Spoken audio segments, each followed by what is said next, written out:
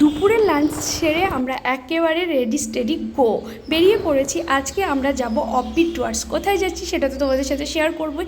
সত্যি ডুয়ার্সের আনাচে কানাচে এত সুন্দর সুন্দর জায়গা আছে, তোমাদের কি বলবো। যারা ডুয়ার্সে থাকো তারা তো জানোই, আর যারা থাকো না তারা অবশ্যই কিন্তু ডুয়ার্সে এসে 2-4 দিন থেকে পুরো আশপাশটা ঘুরে দেখে নিতে পারো। তো ভীষণ ভালো, এখনকার ওয়েদারও বেশ ভালো, বৃষ্টি হচ্ছে মাঝে মাঝে, এত সুন্দর রোদ উঠছে তোমাদের কি বলবো। তো এখানে আমরা চায়ের বিরতির জন্য দাঁড়িয়ে পড়েছি।